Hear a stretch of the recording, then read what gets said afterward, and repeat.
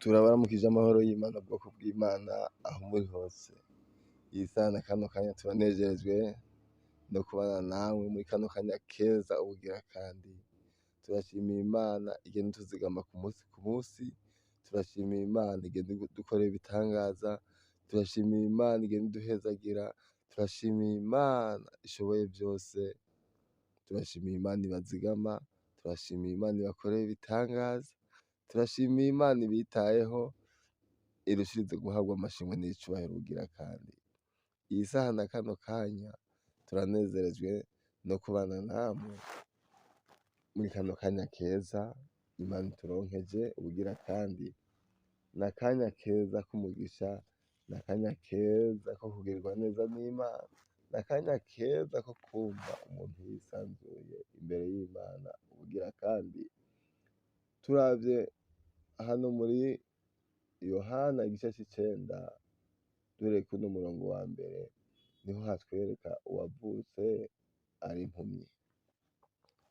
Haratwereka umuntu yavutse ari impumyi, turabona n'ibitangaza vyakoreketse kuri uwo muntu yavutse ari impumyi Yesu ahashitse.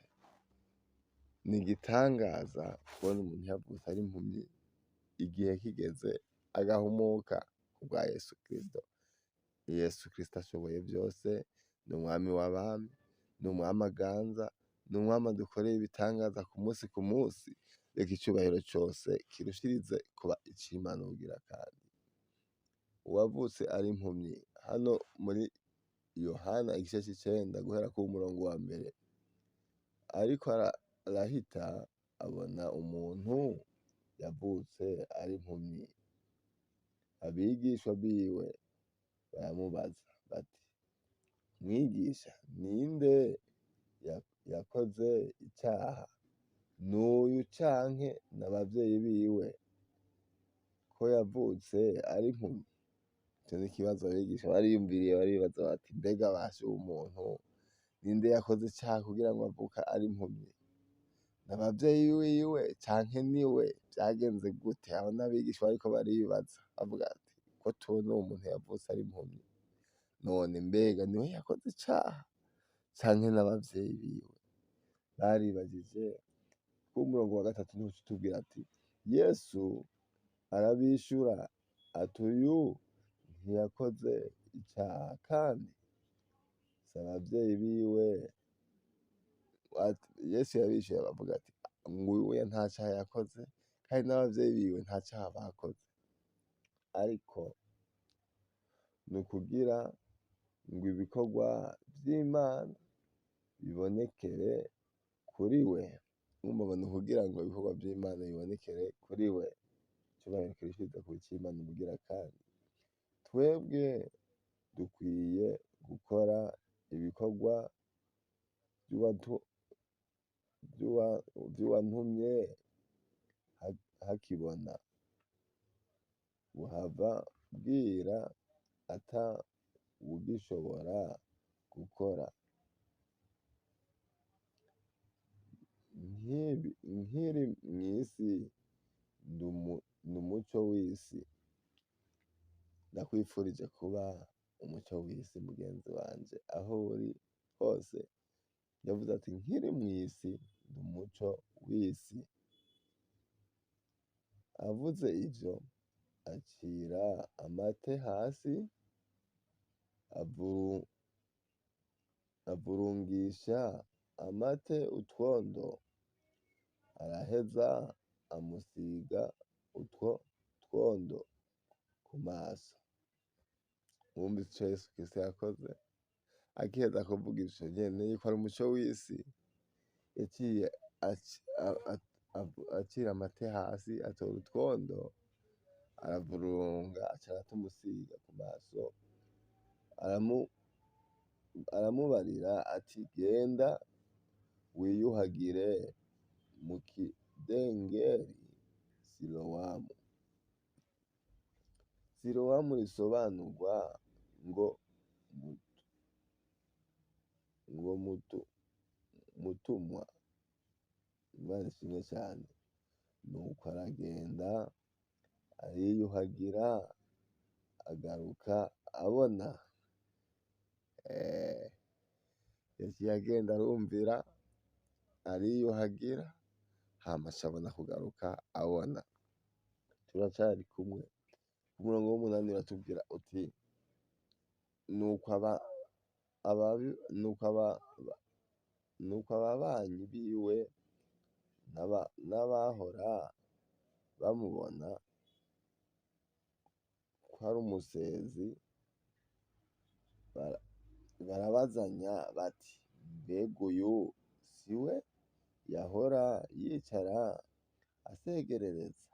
Ababanyi n'abahora bamubona nibo baciye batangura kubazanya bati, mbega uyu si umwe yahora yicara asegerereza? Abandi bati niwe, abandi batoya n'uwo basa. Nawe arababwira. Bumvise bose bagize imitima yo kwijijanya bakekeranya, ngo nawe arababwira ati ni jewe. Yaciye ababwira ati ni jewe nyene. Nuko baramubaza bati, mbega none amaso yawe yahumutse ate?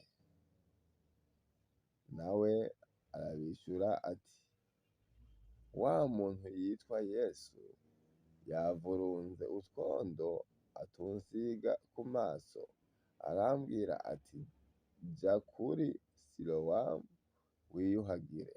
Nuko ndagenda ndiyuhagira ndahumuka. Cari igitangaza gikomeye cane. Yaciye atangura gushinga intahe ivyabaye. Abantu bamubajije arababwira ati, je vyagenze uku nuku nuku, ni wa muntu yitwa Yesu yaciriye amate hasi atora utwondo ansiga ku maso, amacambwira ati, genda wiyuhagire muri Silowamu. Hama ndabikora uko nyene ca ndahumuka. Icubahiro kirushiza kuba ic'Imana wogira kandi. Hari Imana itwitayeho, hari Imana itugirira neza, hari Imana idukorera ibitangaza ku musi ku musi.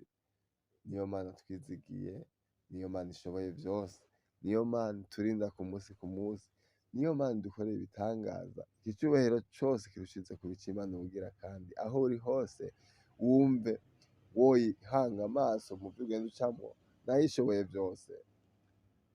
Bigenze uko, ku murongo w'icumi na gatatu aratubwira ati, umwe yahora ari impumyi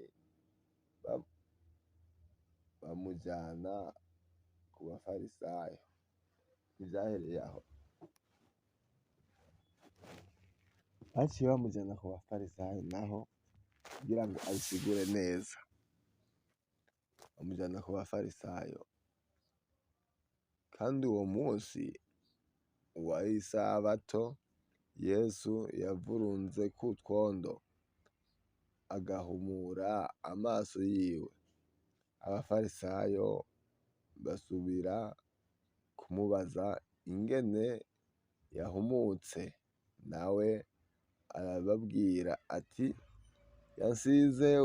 yansize utwondo ku maso, ndiyuhagira ndahumuka. Bamwe mu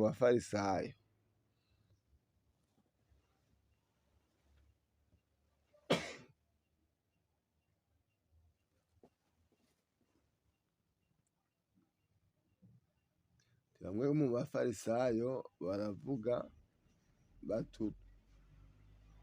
uwo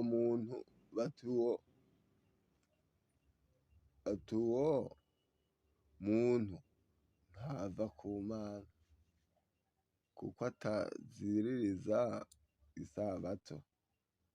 Abandi bati, mbega umuntu w'umunyavyaha yoshobora ate gukora ibimenyetso bingana bityo? Baramupfa. Umva bamwe bavuga ati, uwo muntu kabisa ntava ku Mana kuko atubahiriza isabato. Abandi nabo ngo, mbega umuntu w'umunyavyaha yoshobora gukora ibintu bingana bityo umunyabyaha baramupfa. Basubira kubaza umwe yahora ari impumyi bati weho uvuga ko ari iki kuko yaguhumuye amaso? Nawe ati nuvugishwa n'Imana. Maze abayuda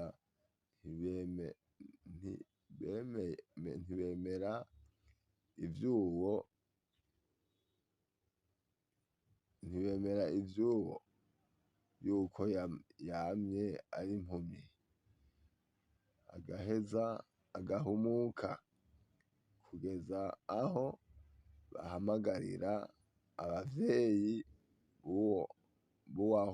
b'uwahumutse. Ega ntivyahereye ngaho, baciye bahamagara abavyeyi b'uwahumutse, barababaza bati mbega uyu ni umwana wanyu? Mwebwe muvuga ko yavutse ari impumyi, none yahumutse ate?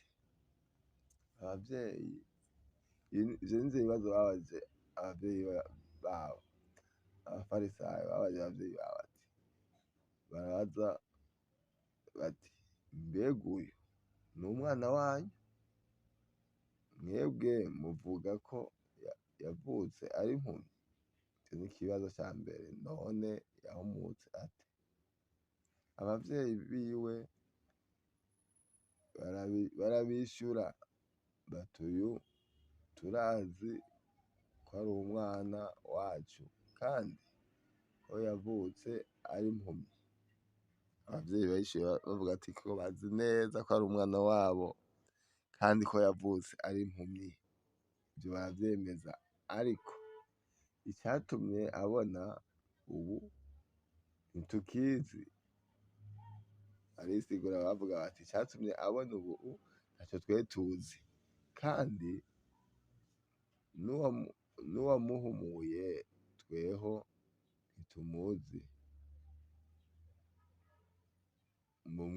Mumwibarize, ni umugabo arivugira. Bavuga ati twebwe rero ibi vyose ntavyo tuzi, ariko uwe ni umugabo, mumwibarize arivugira. Imana ishirwe hejuru cane. Imana ikora ibikomeye, ishobora kugukorera ikintu hamwe kizazanira abantu bose, uwari we wese akavuga ati uyu ni wa wundi canke siwe. Imana ishoboye gukora ibintu bitangaza abantu, hamwe ubwenge bw'abana b'abantu ata n'umwe ashobora gutora ukuntu vyakoretse, bose baguma bazazanirwa. Reka icubahiro cose kirushirize kuba ic'Imana. Aho uri hose wumve woyubaha, uyubahishe, nayo igitangaza irashobora gukorera igitangaza gitangaza abantu bose, hamwe bose bazazanirwa bavuga bati uwe mbega ni wa wundi canke siwe. Icubahiro cose kirushirize kuba ic'Imana ubugira kandi. Bose baratangaye baravuga ati sibo. Wumve bamwe barabajana no kuburana babaza neza ati we tubwire yuko uwo mwana yari gwanyu. Abavyeyi abo nibo bahamagaje abavyeyi biwe. Abavyeyi baragenda baravuga ati umwana twe turazi yuko ari uwacu, kandi nitwe twamwivyariye ari impumyi, ariko icamuteye guhumuka ntaco tuzi. Ati ni umugabo arakuze, nimumwibarize arabishurira. Nawe yari yamaze kubishura ababwira ati icatumye mpumuka ni Yesu yaciriye amate hasi ansiga ku maso, hama mbona ambwira genda wiyuhagire muri Sorowamu, mbona guhumuka. Hari Imana ikora ibikomeye, hari Imana ikugirira neza, hari Imana iguhezagira, hari Imana ikwitayeho, hari Imana igukoreye ikintu abantu bose bagasigara barazazanirwa bati uyu ni naka canke si naka. Reka icubahiro cose kirushirize kuba ic'Imana ubugira kandi. Aho uri hose wumve iyo Mana wicira bugufi, nayo mu gihe gikwiye irashoboye kugukorera ikintu gitangaza abantu bose. bose barazazaniwe bariyumvira bati mbega umuntu niwe canke siwe, ariko icakoreka cari cakoretse, icubahiro kirushize kuba ic'Imana ubugira kandi. N'umugabo arivugira, abavyeyi biwe bavugiye ivyo, abavyeyi biwe bavugiye ivyo kuko batinya abayuda. Icatumye abavyeyi bavuga uko nuko batinya abayuda, ngo baratinya abayuda kuko abayuda bari bamaze kuja ingingo ngo umuntu wese azokwatura Yesu ko ari Kristo acibwe mw'isinagogi. Nico catumye abavyeyi biwe bavuga bati n'umugabo nimumwibarize. Bumvise abavyeyi biwe icatumye batinya kuvuga, baravuze bati n'umugabo nimumwibarize arabibwirira icatumye ahumuka. Kubera abavyeyi biwe batinya kuvuga yuko ari Yesu yabikoze kubera ngo boca bacibwa. Imana idufashe cane. Nico catumye abavyeyi biwe bavuga bati n'umugabo nimumwibarize, maze bahamagara uwugira kabiri, wa muntu yahora ari impumyi, baramubwira bati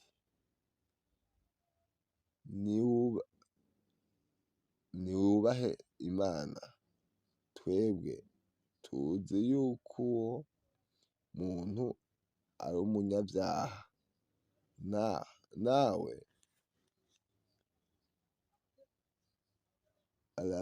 Nawe arabishura ati namba ari umunyavyaha sindabizi, ico nzi ni kimwe, nuko nari impumyi none nkaba mbona. Imana ishigwe hejuru cane. Yarabishuye arababwira bati jewe sinzi ko ari umunyavyaha, mugabo ico nzi kimwe gusa, nuko nari impumyi muga ubuye nkaba mbona. Ico ndagihamya. Hari Imana ikora ibikomeye, hari Imana ikora ibitangaza. Ku murongo wa 26 baramubaza bati yakugiriye ate? Yahumuye amaso yawe ate? Arabishura ati namaze kubibabwira ko mutavyumvise. Mugombera iki gusubira kuvyumva? Mbega namwe mugomba kuba abigishwa biwe? Haha, baramutuka bati ni wewe mwigisha wiwe, natwe tweho turabigishwa ba Mose. Twebwe tuzi yuko Imana yavuganye na Mose, ariko uwo ntituzi aho aturuka. Wa muntu arabishura aterega ni igitangaza ko mutazi aho aturuka, kandi ari we yahumuye amaso yanje. Turazi ko Imana itumviriza abanyavyaha, ariko uyubaha agakora ivyo igomba, uwo ni we yumviriza. Ati umurongo wa 31 haravuga ati turazi ko Imana itumviriza abanyavyaha. ariko uyubaha agakora ivyo igomba, uwo niwe yumviriza. Uhereye kera hose ntihumvikanye ko hari umuntu yahumuye amaso y'uwavutse ari impumyi. Iyaba uyo atavuye ku Mana, ntaco yoshoboye gukora. Baramwishura bati, wewe wavukiye mu vyaha gusa,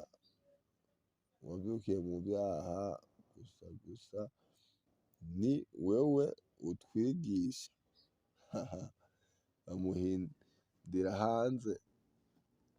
Yesu yumvise ko bamuhindiye hanze, aja kumuraba, aramubaza ati, mbega wizeye umwana w'Imana? Nawe aramwishura ati, ninde yamugenze nkamwizera? Yesu aramubwira ati,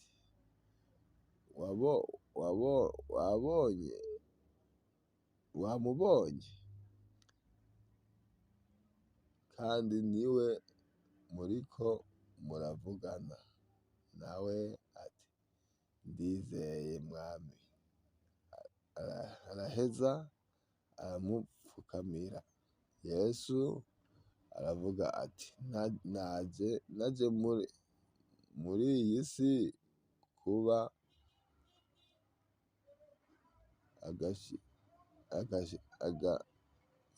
agahinyuza, ngo abatabona babone, n'ababona babe impumyi. Bamwe mu bafarisayo bari kumwe nawe bumvise ivyo bati, mbega natwe turi impumyi?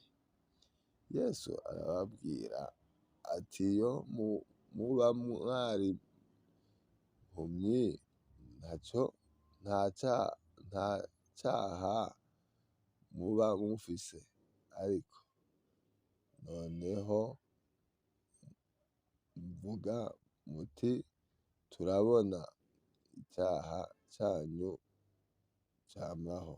Imana idufashe cane.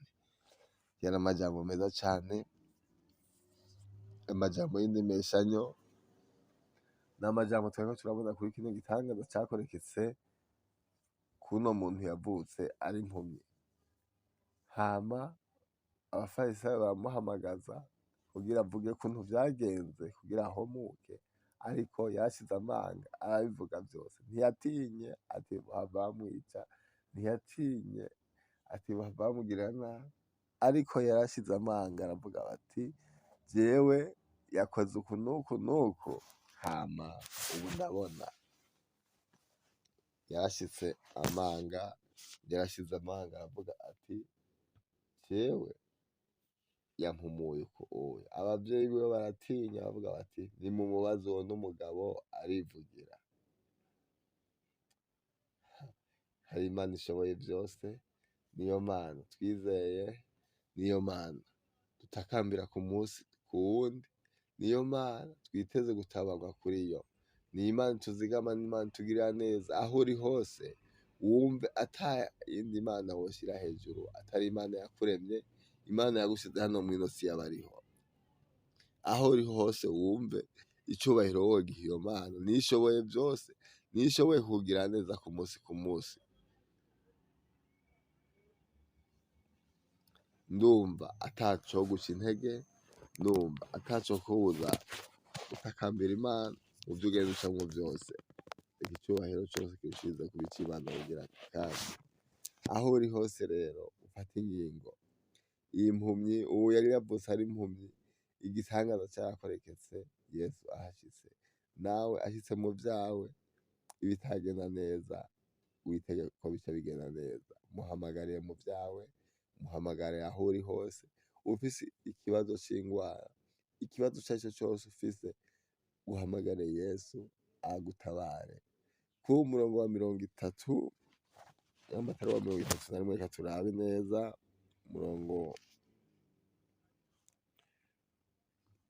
umurongo wa mirongo,